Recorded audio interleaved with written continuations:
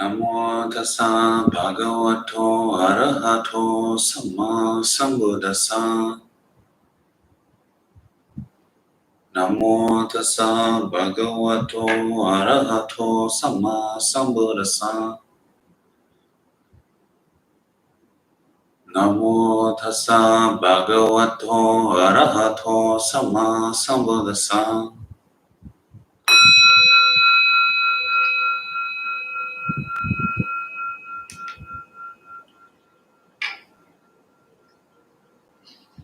So hello everyone and welcome to Dharma Bum Basics.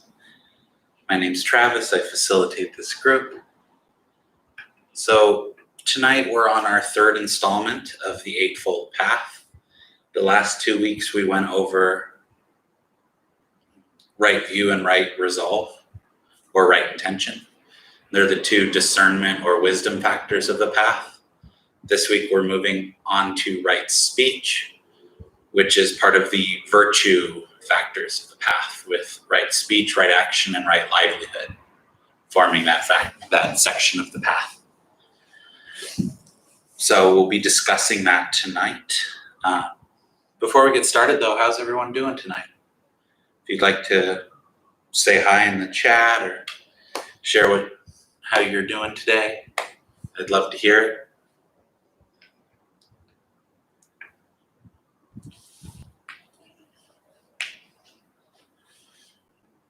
So there's a few aspects of right speech that I'd like to cover tonight. I'm not sure if we'll get through all of them or not.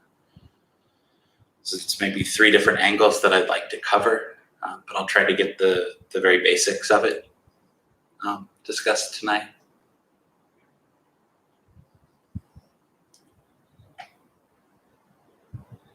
Janet said, glad I could make it tonight. Glad you're here, Janet. Eric said, hi, I'm good. Digging the weather and went for a mini hike in Balboa. Awesome. Sounds nice. It hasn't been too bad today.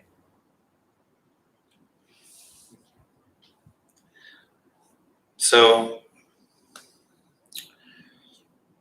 I'm trying to decide if I want to do more of a standard breath meditation tonight, or if I want to go through the 5 recollections, do a bit of a guided meditation on the 5 recollections. I haven't done it in a while, so I might. It can be a little bit more of an intense meditation because it's directly confronting things we like to not necessarily think about. It's not really a meditation where you're being negative or pessimistic, you're being realistic with things. That being said, sometimes it's uncomfortable for people. So, okay, we got 1 vote for the 5 recollections. That's all I needed. I was on the edge anyway. So we'll do the 5 recollections tonight.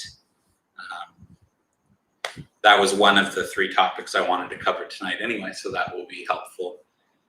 So first, what are the 5 recollections? They're 5 phrases that are used in a Buddhist practice.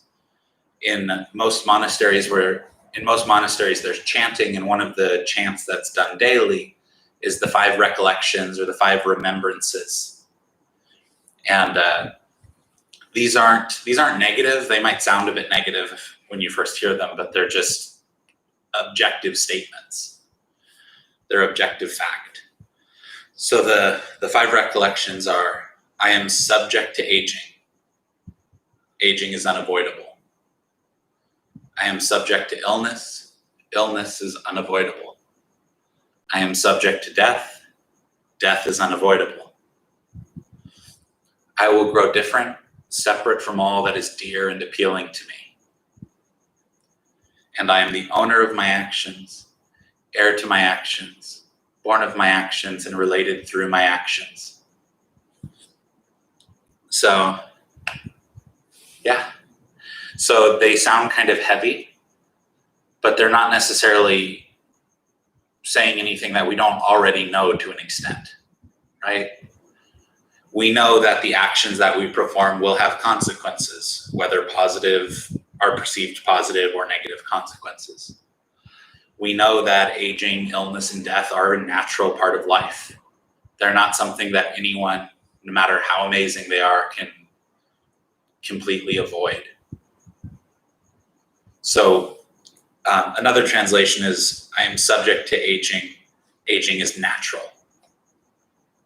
But I like unavoidable because it hammers the point in more for me. Well, if it's natural, then I'll just be supernatural, right? The mind likes to play all these games. So I like the unavoidable.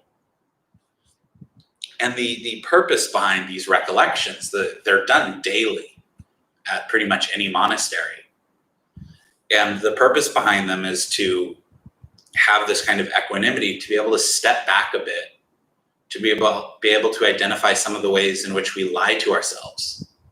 Because these are things that we know are true, but we don't necessarily know that they're true. We don't operate from them being true. We like to create our ideal version of reality where these things happen to other people, but they don't happen to us. We're going to live forever, or we're going to stay young forever, or we're going to have good health forever. And though that's not necessarily the dialogue that's happening in the head, that's kind of what that dialogue is based on. Any kind of sense of aversion or tension or tightness around these phrases is based on being uncomfortable with them and not wanting to admit that they're natural parts of life. So that's what we'll be working with tonight. The way that you use them in a meditation is we'll focus on one at a time. We'll start with some breath just to kind of settle down a bit, and we'll focus on one at a time. And the objective is basically just to keep this recollection in mind and to notice when tension starts to build in the body and see if we can relax that tension out and resume that recollection. And in this way, we start to let go of our attachment to the opposite of these recollections. We let go of our attachment to this idea of wanting to live forever, or thinking our health will last forever, or thinking we'll stay young forever. And we grip onto those kinds of beliefs. And the body physically tenses up, it grips onto it, it doesn't want to let them go. So when we call them to mind, and then tension forms and we relax, we're physically we're using the body to inform the mind that we'd like to let that go. Because tension in the body becomes tension in the mind. An absence of tension in the body causes an absence of tension in the mind. So that's what we'll be working with tonight. And don't worry, I'll state them and even give a little more detail on each one during the meditation. So you don't have to worry about memorizing them all right now or anything like that. So with that, we will go through them. The one other thing I do want to mention is it's helpful, especially with these kind of hard meditations, to let a gentle smile rest on the face. And to not just let a gentle smile rest on the mouth, but on the face. So we turn up the corners of the mouth, we engage those smiling eye muscles as well. Many of you are probably aware, but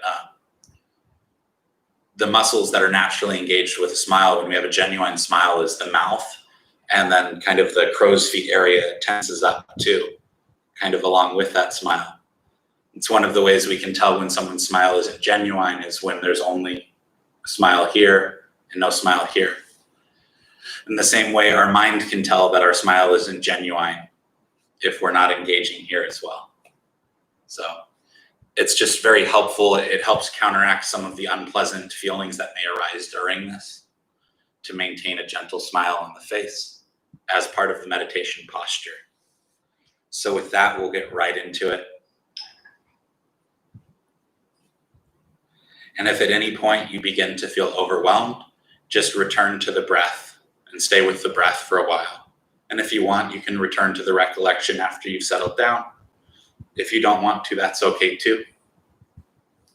You could come back at a later date and watch this meditation again if you didn't feel ready for it tonight. So yeah, we'll get started.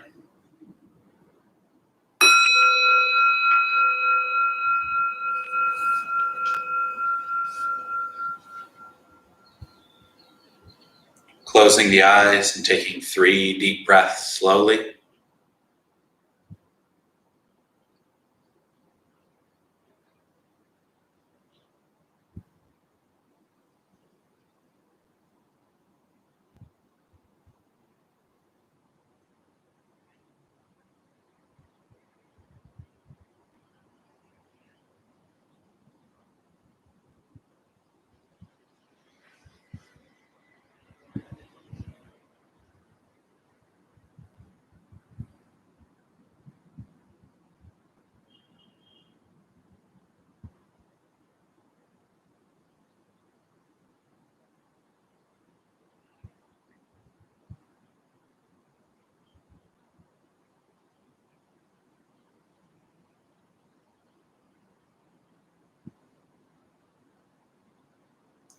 Noticing if deep breathing feels good.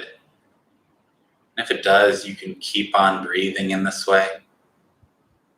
If it doesn't, you can switch things up. Maybe even deeper still or more shallow, heavier or lighter. In long and out short, or in short, out long. Just playing with the breath and adjusting it until it feels good.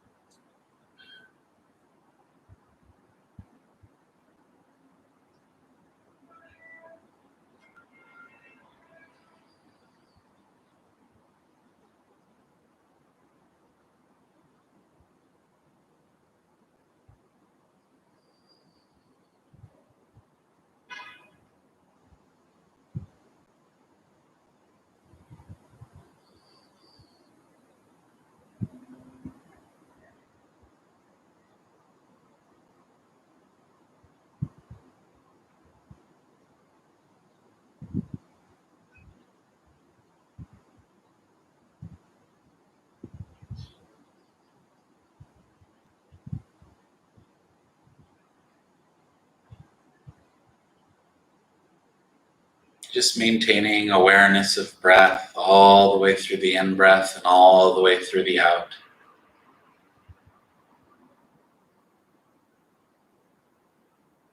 Noticing if there's any tension or tightness around the breathing process. And consciously relaxing it. Not forcing the air in or squeezing the air out.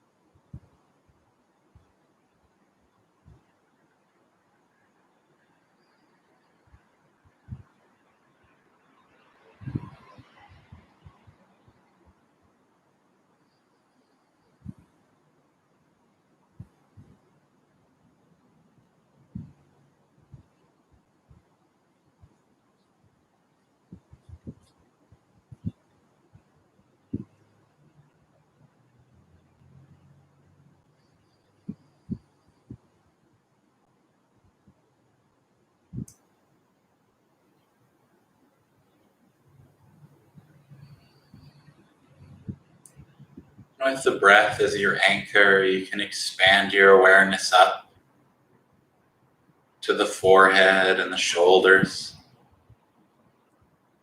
noticing if there's tension in the forehead and softening it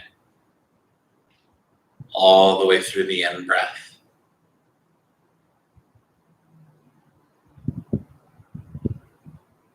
And dissolving tension in the shoulders, allowing them to drop all the way through the out-breath.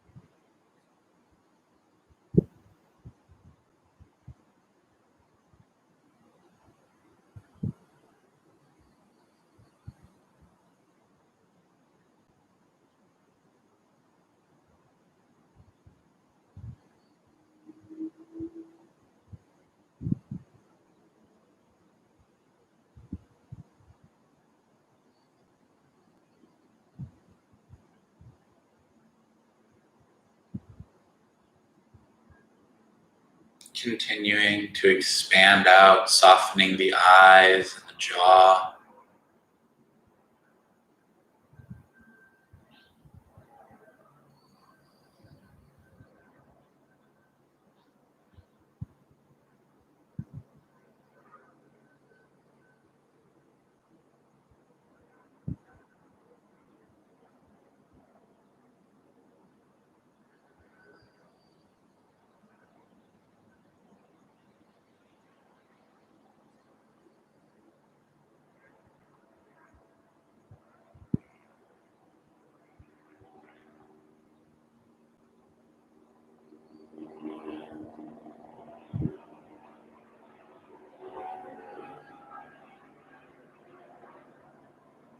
Extending down the shoulders, down the arms, relaxing tension there as well. All the way through the in-breath and all the way through the out-breath.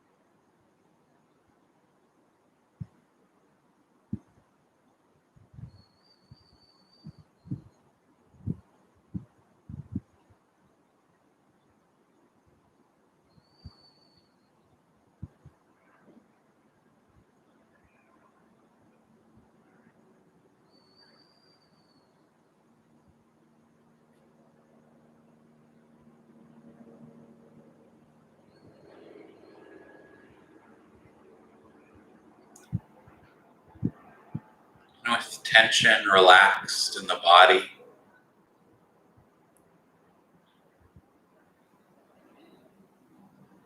you can set the breath aside for the time being and anchor your awareness in the heart. Let the heart be your home base for this session.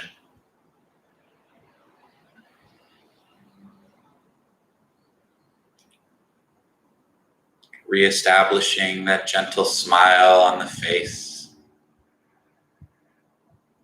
with the eyes as well.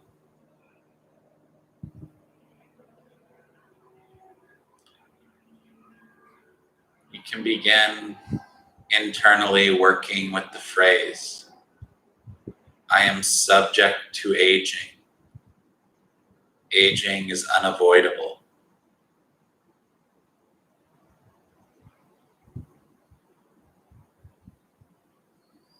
whatever level of youth I have right now will not last forever. I'll grow older and wrinkled and gray.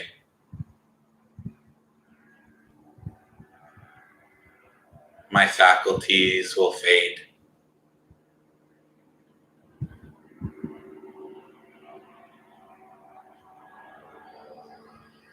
You can use this phrase, or you can visualize this. And then notice if any tension forms in the body.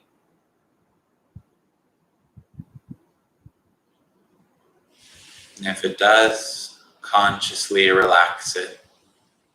Then return to the phrase.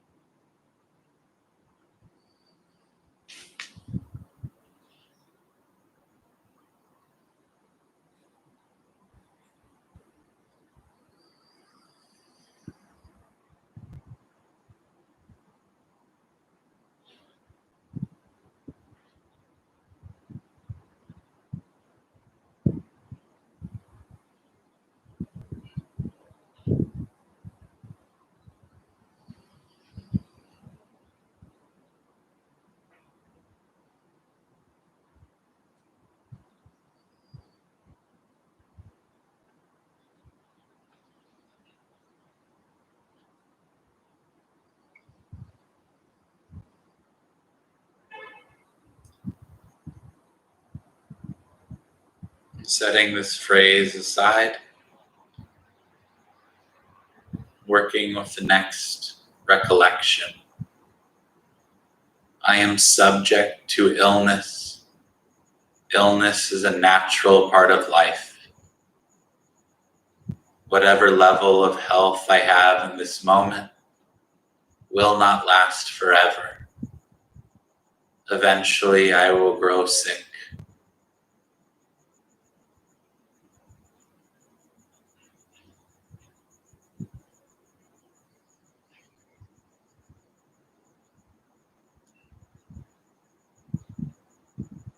Again, just working with this phrase, contemplating this idea, and noticing any tension it gives rise to.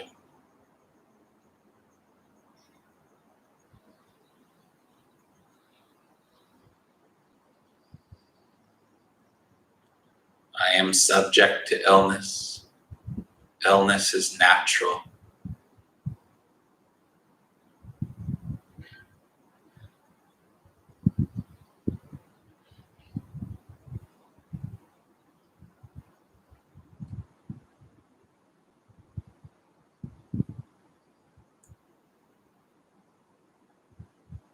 Softening the forehead and the shoulders.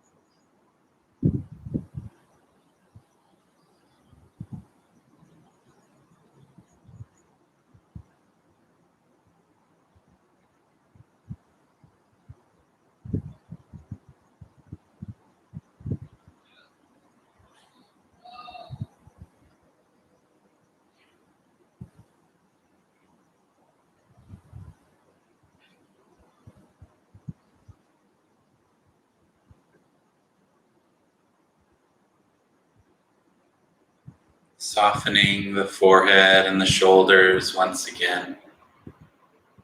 And reestablishing that gentle smile.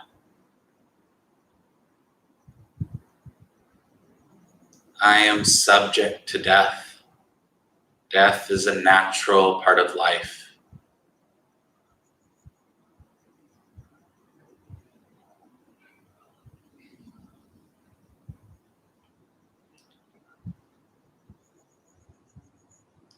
All things that are born eventually pass away.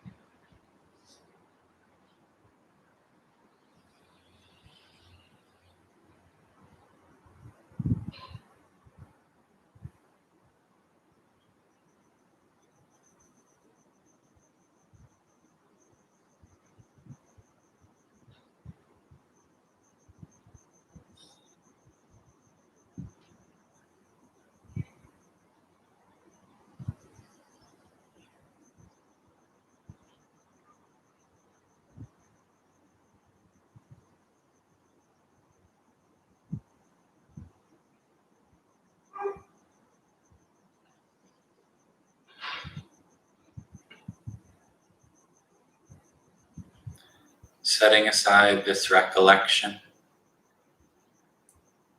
relaxing the forehead and the shoulders, reestablishing this gentle smile.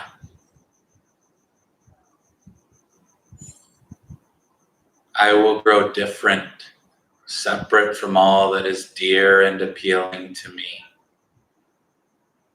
Many of the things that I find so important in life, in a year or 5 or 10, they won't seem so important.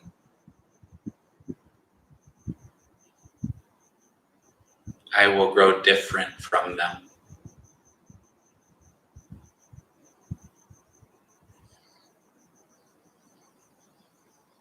And many of the things that are dear to me will grow separate from me.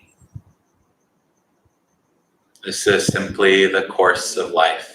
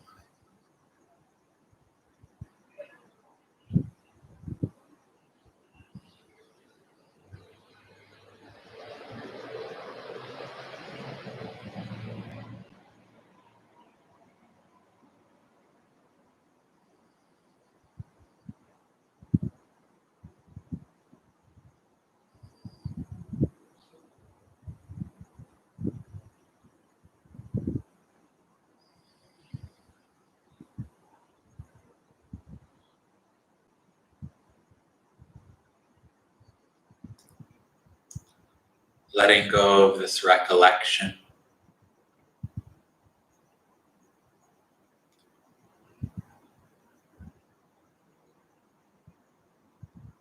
Relaxing the forehead and the shoulders. Relaxing the chest.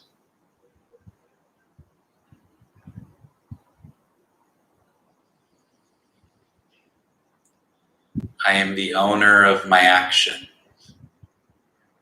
heir to my actions, and live dependent on my actions. Whatever I do, for good or for ill, to that will I fall heir.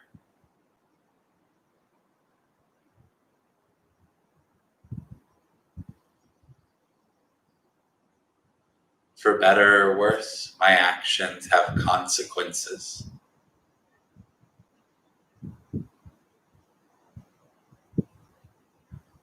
I take ownership of those consequences.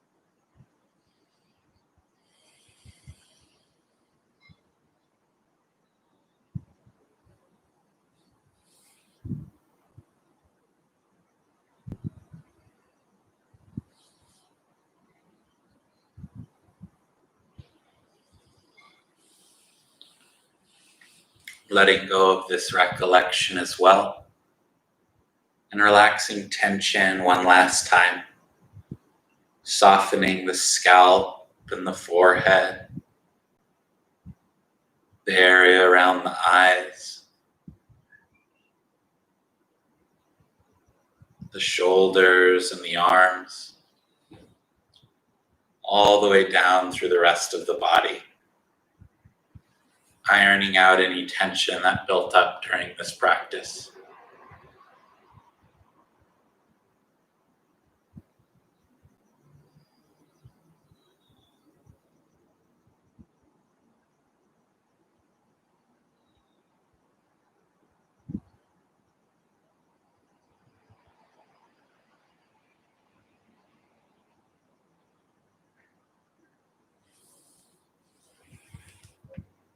And once again, taking 3 deep breaths slowly.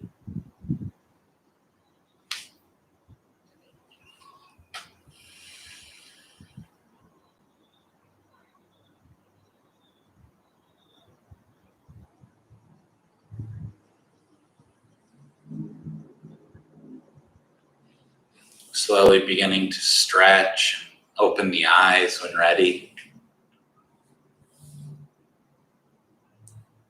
Never in a rush to leave the meditation.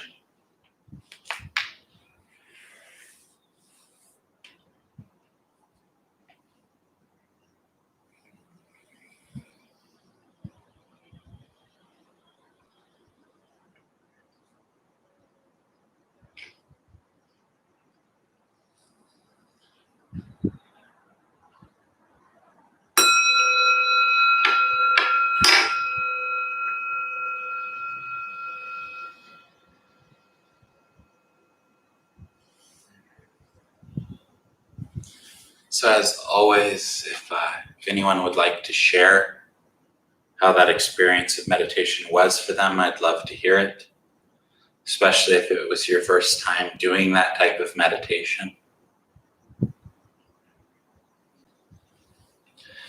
I know by no means is it an easy meditation starting out, but it's one of the more rewarding ones that I know of. For myself, it's had really profound impact on my life. I'll often share a story, and I won't go into much detail, but these recollections have the potential to save your life. As ironic as that may sound, when they're all about aging and illness and death. I had many years back now, I was in a car accident, and I was pinned up against the grind rail on the freeway, and the grind rail was running out, and then it was ravine, and I didn't have any kind of panic or any kind of terror. The only thing that popped up in my mind from doing this practice daily was marana mi marana damohi marana nanatito. I am subject to death. Death is unavoidable. And because of that recognition of that calm recognition of that, I didn't have any panic, and I was able to regain control of the vehicle and not plummet. So these recollections and this meditation can have a profound impact that reaches far into the rest of your life. And with that, we'll actually get into right speech, since I titled it. That's what I titled the video, and it's part of a playlist. But like I mentioned in the beginning, a large portion of right speech is learning how to recognize the ways in which we lie to ourselves. And these 5 recollections highlight a lot of the ways that we lie to ourselves. The recollections on aging, illness, and death highlight kind of our own immortality fallacy. This belief that we'll live forever on some level, whether conscious or unconscious. It helps to combat that. And it also helps to combat the fear of death. Because one of the ways that we lie to ourselves is that death is something to be afraid of, when really it's just something that's a natural part of life. So, yeah, And then the I will grow different, separate from all that is dear and appealing to me, highlights two things. One, that all of these things that we're stressed about, that we're worried about, that we think are so important right now in this moment, in a year, sometimes even a week, or a few hours, or a few years from now, they won't seem so deadly important. They won't seem so profoundly important. Many of them probably still will, but a good portion of them won't. They won't have the same weight that we fabricated them having right now. When we look back, we'll realize they weren't as important as we thought they were. And then it also highlights that many of the things that are dear to us will fall away from us, whether of their own choice or through the whims of time. So, yeah. And then the recollection on karma, that I'm the owner of my actions, heir to my actions, live dependent on my actions. Whatever I do for good or for ill, to that will I fall heir, highlights one of the ways that we lie to ourselves, that our actions don't have consequences. Or the classic, if no one sees me do it, it'll be okay. If no one sees me do that thing, it'll be fine. There won't be consequences if I don't get caught, right? But even if you don't get caught, there's consequences in the mind. There's repercussions, ripple effect that affects the mind and affects the way that we go throughout our lives. Many cases, us living with guilt and shame over things we've done that no one else knows that we've done. That because no one will find out, it's fine, but then we live with remorse for years. So that's what that contemplation of karma is intended to counteract, the fallacy that it's intended to counteract. So, yeah. I'll read a few people shared how that experience was for them. Marisa said, "Thank you, I needed that. I'm glad it was helpful." She also shared that they're honest and true, and that's what she loves about them. Eric said, "Oddly enough, I enjoyed it. I like having work for my mind to do." Yeah. And I enjoyed seeing how comfortable I was with the concepts, though I suspect when I actually face these things, I won't be so equanimous. That's the reality of it, isn't it? The more that we do this type of practice, the more likely we are to be able to face these things with equanimity, but you never really know until the time comes, right? But it's good preparation. It's the best preparation we can manage to do for these things.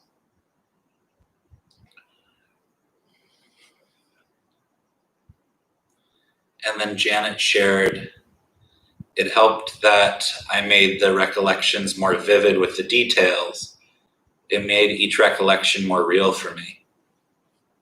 So that's the important thing with this type of meditation, is to personalize it, is to really internalize it. And that's why I mentioned using some level of visualization, visualizing, not just using the phrase, but visualizing the truth of these phrases, the reality of these phrases. It does make it more personal, it makes it more real, and therefore causes more tension in the body, and it's more for us to be able to work through. A little side note before I finally get on to an overview of right speech is, if you're doing this type of practice on your own, it can be really helpful to just do one of them, to just pick, either go through the list as is or pick the one that you have the most difficulty with and just focus on that one throughout your session. Because in this session, we spent maybe 3 minutes on each one, give or take, because I didn't want to push anyone too far. But if you're doing it on your own, dedicate a good portion of the session, maybe at least 10 minutes of the session, into one of these recollections, and do that same recollection for like a week, and then switch to the next one on through down the line. We can build up some strength and some muscle memory with this type of practice. So, right speech. So right speech is the first of these virtue factors of the path. It involves taking ownership of both external speech and internal speech. and basing that off a principle of non-affliction, so not causing harm. Not causing harm either to ourselves or to others through our speech. Because we realize that the way that we talk to others informs the way that we talk to ourselves, which in turn informs the way that our mind creates our reality. And vice versa, the way we talk to ourselves informs the way we talk to others. So we want to take ownership of that entire cycle and try to be more skillful with our words. And what does skillful speech look like? Well, the Buddha gave basically four things that skillful or right speech doesn't look like. It's not lying or untruthful speech. It's not divisive speech, it's not divisive speech or harsh speech or idle chatter. And each of these types of speech are defined by the intention behind them.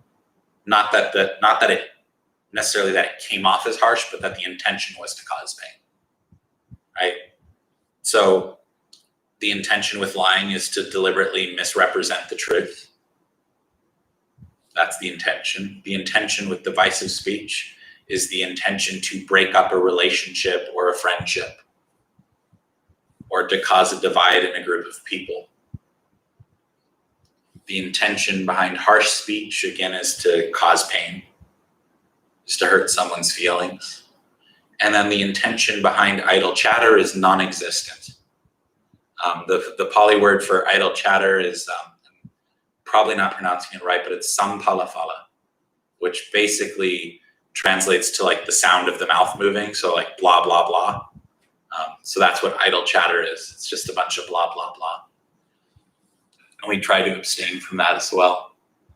So the Buddha gave these four kind of guidelines for right speech, and then, or for what constitutes wrong speech. And then he gave some guidelines for what constitutes right speech, which I'll read. And this little, it's an excerpt from a sutra. I try to read a little bit of a sutra each week. This excerpt is down below in the right speech study guide in the description box.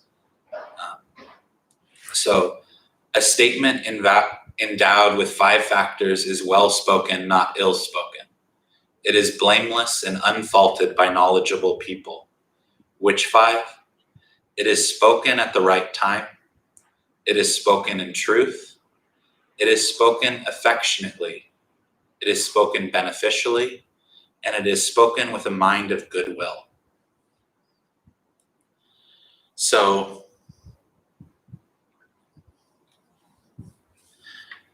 this is kind of like it's oftentimes used kind of like a checklist. Like before you say something, if you're not sure about what you're about to say, you can go through this checklist, right? Of, is now the right time for this? If I tell them about this now, is it the right time? Is what I'm about to say based in the truth? And really the truth should be the first thing you ask yourself. Is what I'm about to say true? And then is it the right time and place for this? And then would telling this person this be beneficial, or would it be harmful? And then, am I telling them this from that place of goodwill, or am I telling them this with some ulterior motive in mind? Again, to be harsh or divisive. So this way of really monitoring our speech and trying to really adopt this principle of non-affliction. And a lot of this can seem kind of extensive, but it's the type of thing that gets easier with repetition, gets easier with time, as is a lot of these practices, because they start to become ingrained as habits. We start to, as you go through that checklist of like, is this true? Is it beneficial? As we stick with this consistently, there's less occurrences of us having the desire to state something that's untrue. So then the is it true kind of goes to automatic. Is it true? Well, yes. and then so on down the line, we get more and more, we start to tilt more and more towards the skillful speech. But it's only by really being careful about what we're saying, really watching how we're talking to others, how we're talking to ourselves, noticing how we're lying to ourselves, because the ways that we lie to ourselves tends to cause us to lie to others out of habit. So just looking at these things really closely, taking ownership of them. It's your speech, it's not anyone else's. No one else is going to fix it for you. No one else is going to monitor it for you. Unless you have an agent or something, I don't know. But yeah, so yeah. Is there any questions on any of that? Or any questions about right speech or Buddhism in general? I went through that a bit quick because I thought I wouldn't have time, but I do.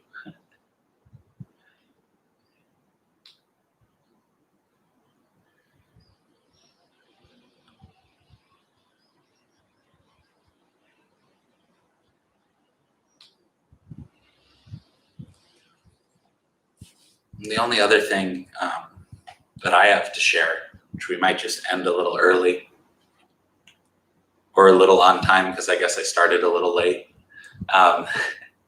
So there's this sign up at Metaforest Monastery, which normally I would encourage you all to go to, but I'm pretty sure you can't right now. So there's a monastery up in Valley Center called Metaforest, and it's a wonderful monastery. It's one of my favorite places to go and visit. You can even stay on a retreat there and all that good stuff. So one of the things that they have set up in their visitor area, when you first get there, they have this chalkboard up, and on the chalkboard, there's an acronym WAIT written up on it. It says, please practice mindful speech while at the monastery. Before you speak, then the acronym WAIT. And WAIT stands for, why am I talking? What's my intention behind what I'm about to say? Why am I talking? And just weighing that intention against the intention to deceive, the intention to break up relationship, the intention to cause pain, or there being no clear intention. And that being said, I think this kind of points to what Eric had shared here.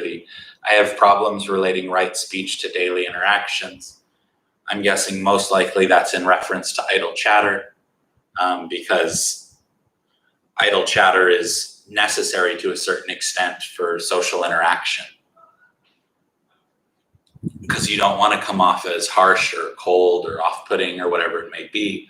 So some degree of idle chatter is necessary. But the degree of idle chatter that's necessary is a lot less than what we typically think it is. There can be space in a conversation. Not all the gaps have to be filled. Eric also shared, what if you want to share your feelings that may hurt feelings, like breaking up with someone or denying an invitation to something? So there's no clear-cut answer to that, of course, because that's a really good question. And there's not a clear-cut answer to any really good question. But so what if you want to share your feelings that may hurt feelings? The first thing that I'll share there is, because you give further examples, but just on that itself, sometimes we feel like we need to share our feelings. We need to put something out there, even if it might hurt someone. A lot of the times it isn't actually necessary, though. We just want to do it to make us feel better, but there's not really any benefit to the other person of sharing that feeling with them. If you know it's going to harm them, but you just want to make yourself feel better. There's other ways to go about it, journaling about it, writing it down, things like that. To follow up with the more specific examples, like breaking up with someone, I think, in my personal opinion, if you don't want to be with someone anymore, but you stay with them just because you don't want to hurt their feelings, then all you're doing is continuously lying, both to yourself and to this person. And I didn't really mention it, but the lying of these 4 types of wrong speech, the lying is the one that the Buddha said is never okay. There are occasions where divisive speech might be necessary. Like if someone's involved with someone who's dangerous to them, then it would be fine for you to tell them, look, this person's dangerous. I've known this person for a long time. I know they're dangerous. Or when someone's behaving in a way that might get them killed and they're not listening to you, being a bit harsh can be necessary at times. And as I've mentioned before, idle chatter can be necessary at times for social interaction, social grease. So with that, with like the breaking up with someone, it's actually, if it's coming from a place of goodwill, of not wanting to lead this person on anymore, or not wanting to be with this person and not wanting to lead them on, then I think that's still skillful. I don't think it's necessarily wrong speech. Because as mentioned, there's times where unkind speech, or not unkind, but unpleasant speech is necessary. And then denying an invitation to something. Same principle. If you invite someone to something just out of obligation, and then everyone's uncomfortable to have that person there, and that person feels uncomfortable being there, that's not very kind now, is it? So it's just exercising discernment with all of our interactions and seeing, what's my intention here? Your intention wasn't to harm this person that you didn't invite. Your intention wasn't necessarily to cut them off from other people. Your intention was simply that you're uncomfortable around this person, or whatever it may be. And you would prefer not to continue interaction with that person. And that's self-compassion. There's nothing wrong with that. So with that, we've gone a bit over time. Thank you all for sticking around. We'll close with a transfer of merit. And again, right before we close, there's in the description box below, there's a right speech study guide, and then there's a general overview of the Eightfold Path, which I typed up for myself several years back to kind of memorize the Eightfold Path and the aspects of it. It's something I like to print out and put it up by my door or wherever to help me internalize the path. And then there's the link to the other 2 videos in this Eightfold Path playlist down there as well. I think that's it. Oh, and then on the temple's YouTube page, if you go to playlists, there's actually several different playlists made. And one of them is a guided meditation playlist where I've put up several of the different types of meditation I lead. So if you've been wanting me to do a certain meditation for a long time and I just haven't, that is available in that guided meditations playlist. So if comfortable, please join palms. May all beings in all directions, without limit or end, be healthy, joyful, and at ease. May we all be healthy, joyful, and at ease. Metta karuna mudita upeka sahanga teya cetasa chaturisam bharatva viharati samabudaro pavena samaramaro pavena samasanharo pavena soti hantu nirantaram.